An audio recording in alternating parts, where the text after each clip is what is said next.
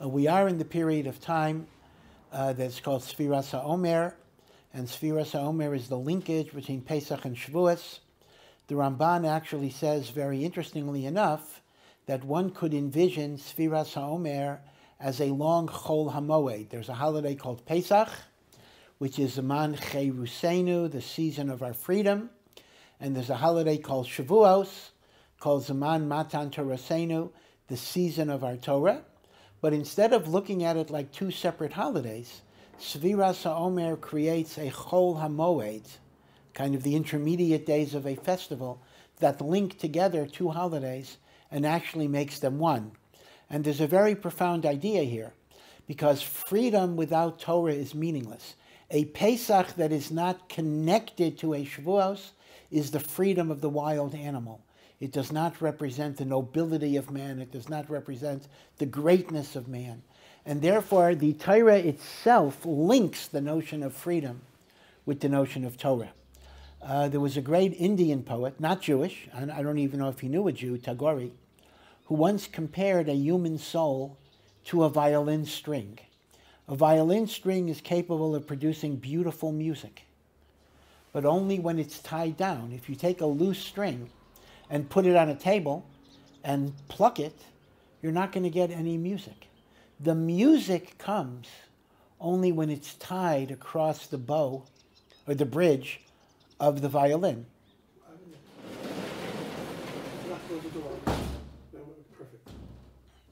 So too, a human soul is capable of such beautiful music, but only when it submits itself, it ties itself down to something higher and greater than itself. We operate with the illusion that if only we would be free, if we could do what we want, then we would be creative, then we would accomplish. But nebuch, if I got to keep this commandment and that commandment, it's simply crimping my style, not enabling me to express my creativity. In fact, the opposite is the case. It is precisely by submission to HaKadosh Baruch Hu's world, to HaKadosh Baruch Hu's laws, to his moral order, that the excellence and beauty and radiance and goodness that is within my soul can find its highest expression. And thus there's a very, very deep reason why Shavuos is connected to Pesach, because without Shavuos, Pesach itself would not only be meaningless, but would be self-destructive. Chazal made the observation thousands of years ago that the korban that is brought on Pesach is a barley offering, that's the Omer, and the korban that is brought on Shavuos is a wheat offering, that is called the Shtei HaLechem, the two loaves of bread.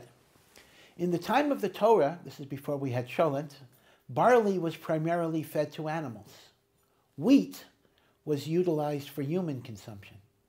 The remez is, freedom without Torah is the freedom of the wild animal. It is only through the Torah that our animalistic freedom becomes human dignity. I would suggest something. I did not see a source for this, but perhaps there could be a similar idea. We know that the first night of Pesach, based on the Jewish calendar, is always the same night of the week as the 9th of Av, later in the summer. There is, in other words, a connection between the night of liberation, the first day of liberation, Pesach, and the 9th of Av. In fact, some say, this is why Ashkenazim have a custom of eating a hard-boiled egg at the start of the Seder meal, because the hard-boiled egg is the food that we give a mourner because it represents the circle of life. Good times become bad times become good times.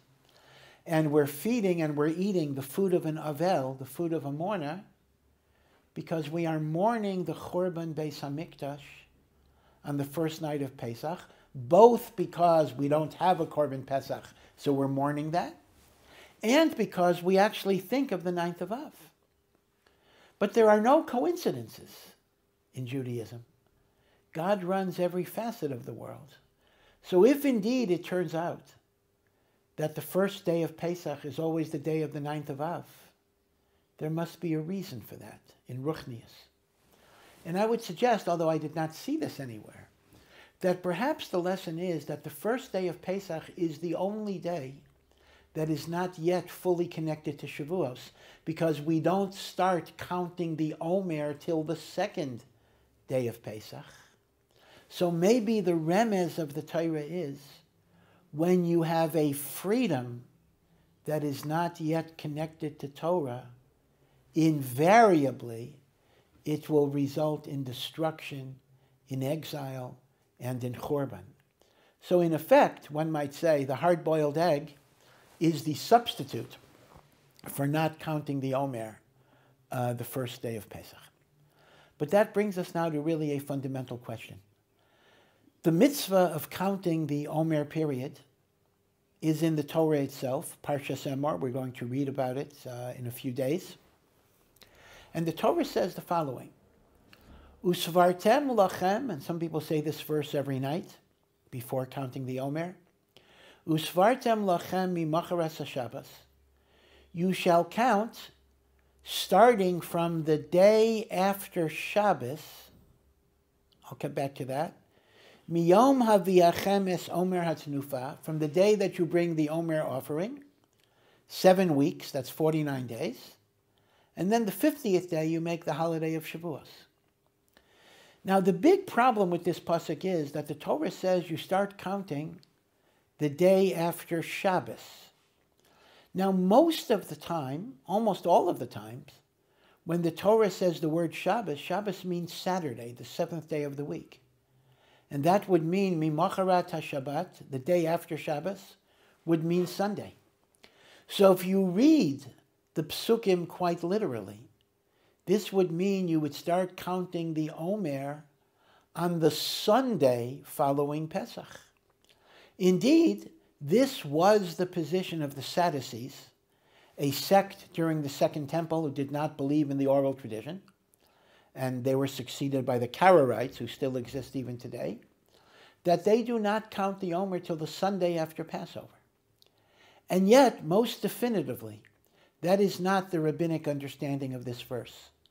Our sages absolutely said that when the Torah says Shabbos in this verse, it does not mean Saturday, the 7th day of creation, but Shabbos is another name for the first day of Pesach. Pesach is called Shabbos. Mimacharas HaShabbos means the day after the second day of Pesach. And the Gemara in Menachos talks about the fact that this was a bitter source of dispute between the Prushim, the Pharisees, our sages, and the Tzdukim, the Sadducees. And this lasted many, many decades till the Prushim were able, our Chachamim were able to establish this definitive position. But the question becomes very, very simple. Yes, it is true that it's possible to say that Shabbos means Pesach, and therefore Mimacharas HaShabbos means the day after Pesach, the day after the first day of Pesach. But why does the Torah use a term that's so ambiguous? Why would the Torah refer to the holiday of Pesach by the appellation Shabbos? Normally, Shabbos is Shabbos and Yom Tov is Yom Tov. What is so Shabbostic about Pesach that the Torah uses the word Shabbos to describe the first day of Pesach? That's question number one. Question number two is already connected to an earlier point. Even according to the sages, we don't start counting the Omer till the second day of Pesach, or the second night of Pesach. We don't do it the first night. How come?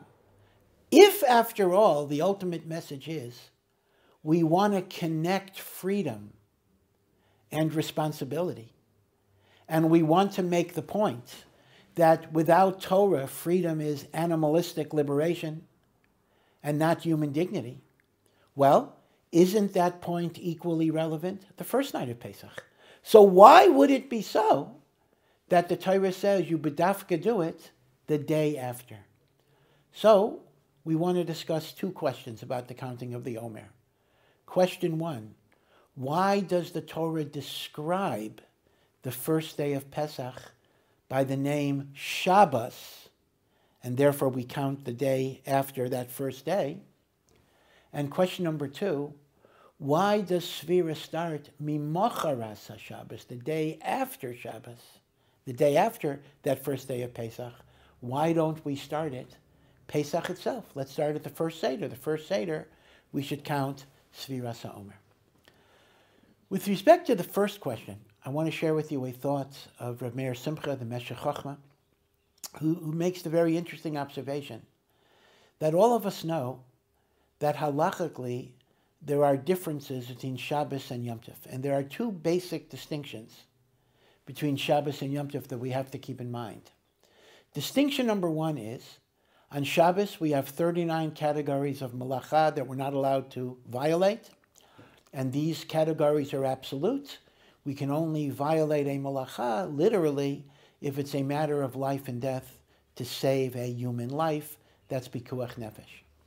By contrast, Yom Tov, although Yom Tov also has the same 39 malachos of Shabbos, there's a huge dispensation for Yom Tov that we don't have on Shabbos. And that is called ochel nefesh. We are allowed to cook, we are allowed to prepare food, we are allowed to do activities that are necessary for the Yom Tov. So distinction number one is Shabbos does not have a dispensation called ochel nefesh for cooking and food preparation. Yom Tov does have a dispensation for cooking, food preparation, and other activities that are needed to enhance the joy of Yom Tov. That is difference number one. Difference number two is, how does a Shabbos or a Yom Tov get sanctified? The holiness of Shabbos comes exclusively from God. Every seventh day when Friday night comes in, that day is holy. It is holy whether Jews observe it, whether they don't observe it. There is nothing we have to do to make it holy. Shabbos is kadosh, with us or without us. Even though we do make something called kiddush, which literally means sanctification, we're not really sanctifying Shabbos. We are acknowledging that HaKadosh Baruch Hu sanctified Shabbos. Yom Tov is very different. In the time of the Beis HaMikdash, a month did not begin simply because there was a new moon. Rather, there had to be a testimony of witnesses that they saw a new moon. They had to go in front of the Sanhedrin in Jerusalem, and the Sanhedrin in Jerusalem proclaimed that day Rosh Chodesh, and then X number of days from Rosh Chodesh, in the case of Pesach, 15 days, would be the holiday of Pesach. But the holiday of Pesach is a function of the sanctification of the Sanhedrin, who are the representatives of Am Yisrael. And the Gemara in Rosh Hashanah tells us that even if astronomically they made the wrong day Rosh Chodesh, the holidays are counted from the erroneous calculation and not from the astronomical appearance of the new moon. Now, even today, when we don't have a Beis HaMikdash, and we don't have a Sanhedrin, and we work on a fixed calendar, so you might get the impression that the cycle is automatic. The Rambam explains that is not quite true. Rather, the last Sanhedrin, knowing that the temple would be destroyed and the Sanhedrin would be abolished, calculated ahead of time all the future Rosh Chodeshes until the year 6000, because by then Mashiach for sure will be here, and they sanctified the new moons in advance. Indeed, many opinions say that the Jewish calendar expires in the year 6000. So if chas v'shalom, this isn't going to happen, but if chas v'shalom, Mashiach would not arrive, there would no longer be Jewish holidays based on the lunar cycle, simply because there was no Sanhedrin that was Makadesh that sanctified the new moon. So in other words, the holiness of Shabbos is from God. The holiness of Yom Tov is a power that is vested in us to sanctify the new moon, thereby establishing the holidays that are X number of days from the new moon. This is why in the Siddur, the bracha is different. On Shabbos we say, Baruch atah Hashem, blessed art you God, Mikadesh HaShabbos. You are the one that sanctifies the Shabbos. By contrast, On a Yom Tov, we say, Baruch atah Hashem, blessed art you, God, Mikadesh Yisrael. You have sanctified Yisrael, v'hazmanim, who is then given the power to sanctify the times. The text is very exact. When it comes to Shabbos, God sanctifies Shabbos. When it comes to Yom Tov, God sanctifies Israel, and Israel is given the power to sanctify the times. And that is why when it's both Yom Tov and Shabbos, the bracha is so exact, beautifully so. Baruch atah Hashem, Mikadesh Shabbos, you sanctify Shabbos, v'Yisrael, you sanctify Israel, v'hazmanim, who then sanctifies the Yom Tov. So, b'kitzur, in looking at the difference between Shabbos and Yom Tov, we've identified, Rav Meir Simcha identifies, two differences. Shabbos, there is no dispensation for food preparation. Yom Tov there is. Number two, Shabbos, the holiness comes from God. Yom Tov, the holiness comes from us via the Sanhedrin. Rav Meir Simcha goes on and says, the halachic distinctions between Shabbos and Yom Tov are reflective of a third difference between Shabbos and Yom Tov that can explain the other two. And that is, Shabbos commemorates an event which in its essence has nothing to do with the Jewish people. God made the world in 6 days. He rested on the seventh day. By our resting on Shabbos and by emulating God, we are acknowledging that God is the source of creation. But Shabbos has nothing to do with the Jewish people. The event that Shabbos commemorates was prior to the Jewish people being created, etc. In fact, that's why Shabbos is called a gift. A gift is something you haven't earned, you're not entitled to. Logically, Shabbos should be observed by every person in the world, Jew and non-Jew. And yet we know, halachically, it's very interesting. Non-Jews are not supposed to keep Shabbos completely. Chazal say a non-Jew who keeps the Shabbos the way a Jew does is actually chayav misa. So in a sense, Shabbos is the quintessential gift. It has nothing to do with us. It is the testimony that God is the creator of heaven and earth. That is a fact that every person in the world is obligated to believe, Jew and non-Jew. And yet God gave it to the Jewish people. But because it commemorates an event that is not connected to us, number one, it does not bend to our needs. Shabbos is not batel to us. I need food, I need to cook, I got to do it before Shabbos. Because since Shabbos is something of which I have no connection intrinsically, it is not subordinate to my physical needs. And that's why there is no heter of ochel nefesh. And by the same token, we are not the ones who make it holy. The holiness of Shabbos pre-existed the Jewish people. And therefore, the holiness of Shabbos does not depend on anything that we do. So, we now have this. Halachically, there are two differences between Shabbos and Yom Tov. Ochel nefesh, and whether you need a Sanhedrin. Philosophically, those two differences emanate from the idea that Shabbos pre-existed Am Yisrael, and therefore its holiness does not depend on Am Yisrael, and its holiness does not bend to our needs. By contrast, Yom Tov, think about this. Yom Tov would have no meaning without a Jewish people. The reason there's a Pesach is because of Yetzias Mitzrayim. The reason there's a Shavuot is because of Matan Torah, God giving the Torah to Am Yisrael. The reason there's a Sukkos is because of the clouds of glory. Yom Tov is a celebration, it is a commemoration of God's unique relationship with Am Yisrael. And without an Am Yisrael, there would be no Yomim Tovim.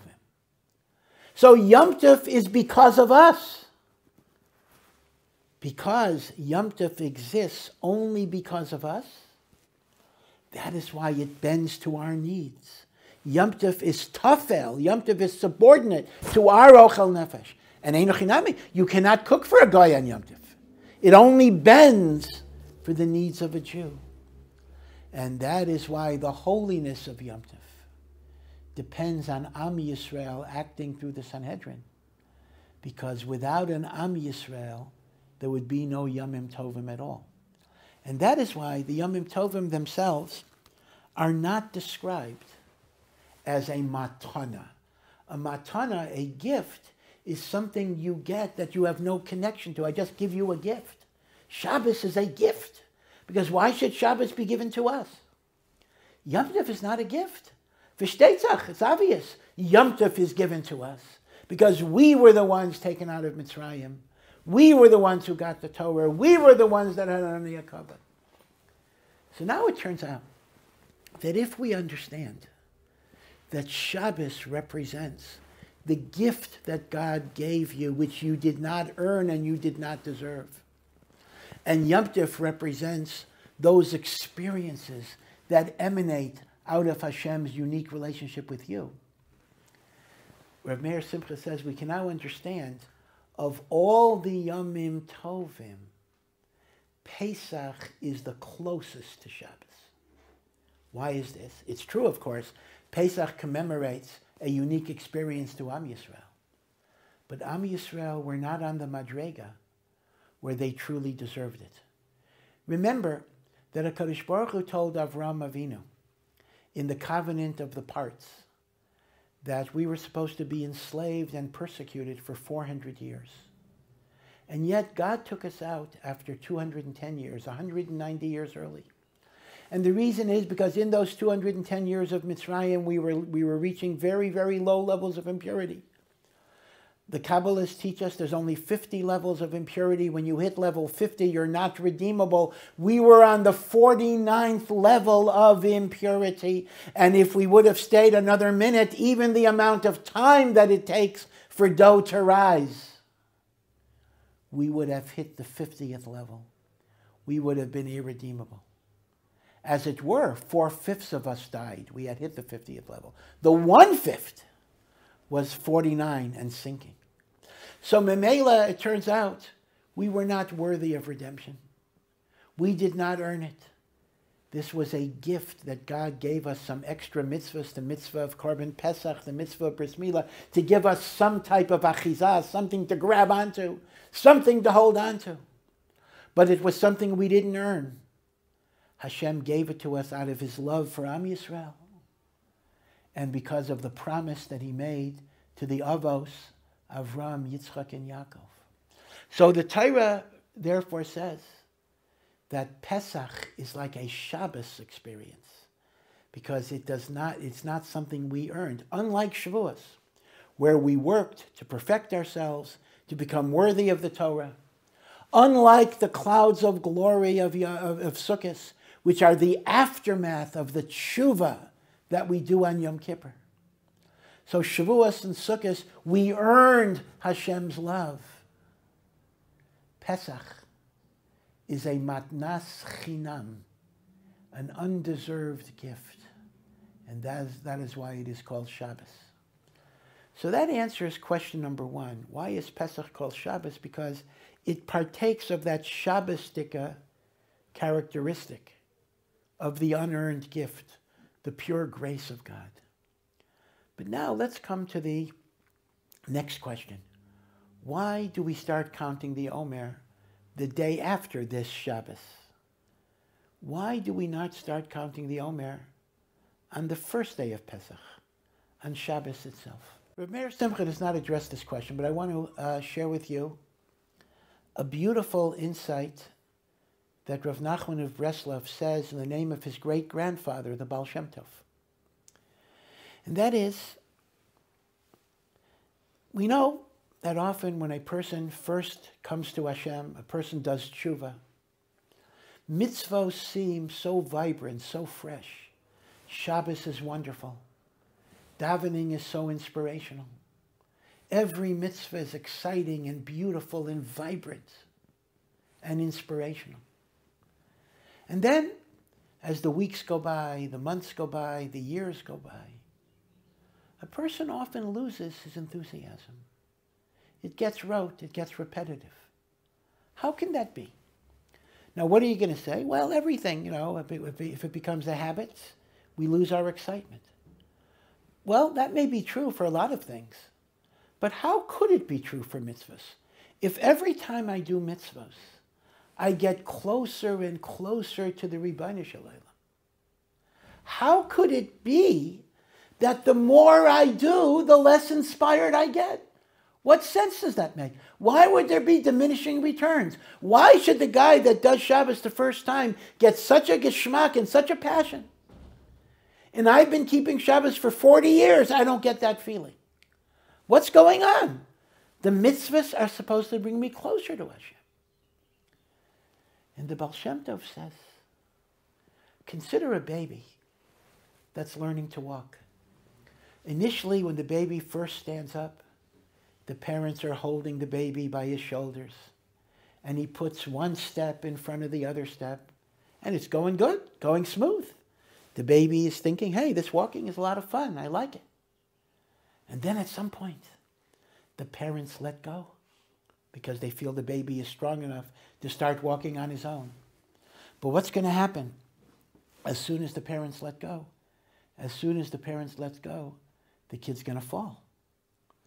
Now, if he could articulate his thoughts or his frustrations, he might be thinking, how come walking was so easy 5 minutes ago? And now it's so hard. I'm only 18 months already regressing. What's going on? But the answer is, it was easy because your parents were supporting you. But now you have the challenge of doing it on your own. Now, surely, Abba and Ima are still in the background.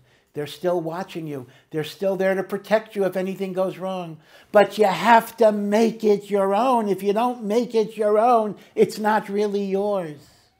Says the Baal Shem Tov, in Avodas Hashem, when a person is far from Hashem, Hashem has to carry them, because otherwise they have no way of connecting to the mitzvah. And when Hashem carries you, everything seems effortless, everything seems easy, everything seems beautiful. But at some point, HaKadosh Baruch Hu says, I've shown you what you can become. Now I'm going to let go a little bit and have you make it your own spiritual level. Says the Baal Shem Tov. Initially, that's going to be hard because Abba is not holding on to me anymore. He's still there. Of course he's still there. But I got to incorporate it into my own madrega. And therefore, the Baal Shem Tov and Rav Nachman say counterintuitively that when a person achieved great madregos, great spiritual levels, and now he finds himself struggling, instead of feeling bad and in despair, Hashem is giving you a vote of confidence. You're ready. You're strong enough to move ahead. I can let go now because you're ready for the next level. Seen in this way, we can now understand the relationship between Pesach and Shavuot.